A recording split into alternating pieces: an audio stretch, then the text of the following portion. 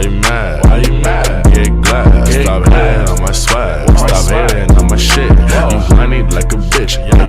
That he is this master of improvisation. He's not, 15 years old. He's not just getting used to his powers. He definitely wanted to play up the fact that he has the ability to juggle between webs, melee, environment action, and gadgets, and like switch between them pretty quickly to give you a lot of player choice within each setup. The very basics of combat starts with melee, right? You have your square button and keep hitting it in a nice rhythm, and you're gonna do some really cool attacks. But that's kind of the start. You use that to kind of begin the rest of your abilities, whether it's holding it down and launching a guy up in the air, and then pressing it down again to jump up with him and continue attacking, then pressing triangle to web strike down, holding web strike to grab guys and throw them. It kind of starts with the basics of melee. We really want to get you off the ground and using your acrobatics, using your gadgets, and using your webs to feel more like Spider-Man. We really want to play to Spider-Man's strengths. We just didn't want it to be a brawler, right? He's so much more acrobatic, and he really has that sense of fluidity and flow in combat. But it's not just on the ground, it's constantly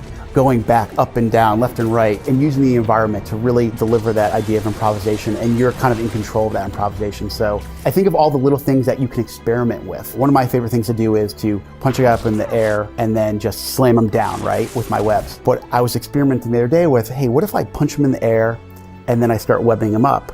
And then I pull him down, and I noticed that the combat team had added the ability to, well, if he has a bunch of webs on him and then I slam him down, he's now stuck to the ground. It's those little things that you discover as you're playing the game. And since it's less combo based, it's more move and ability based, you can really start to experiment on. Or for example, you'll be punching a guy near a scaffolding, and then you do the web shooters, and now he'll stick to the scaffolding, and then another guy comes by, and you can pull the scaffolding on the rest of them. So it's just kind of that experimentation. It lets you start to really try out a lot of different things, because there's a lot of different enemies coming at you. They're coming from all different angles, all different weapons, and using that to your advantage. I think it felt more sandboxy than I ever thought it actually would be.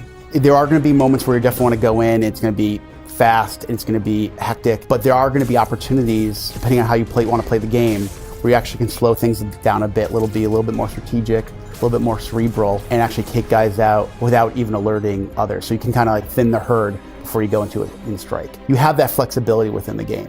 We said this is more experienced Spider-Man. He's been doing it for 8 years. So we want you to feel like a hero right away, but we want you to feel like a greater hero over time. So we're gonna have a pretty deep progression system where you can unlock new moves and abilities over time, but also craft new gear, new suits and suit mods, and even you'll be improving the abilities of your gadgets over time.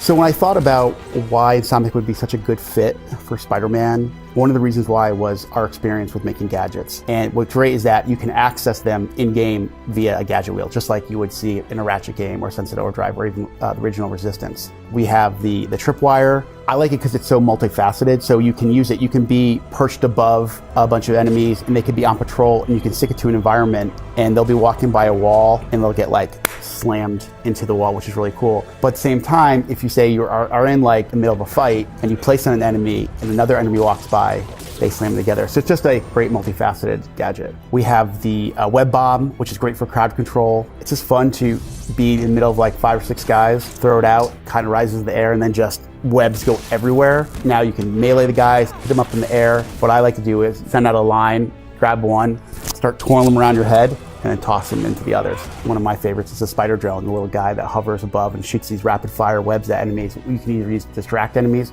or set you up for attacks. It has the personality of both Peter and Insomniac.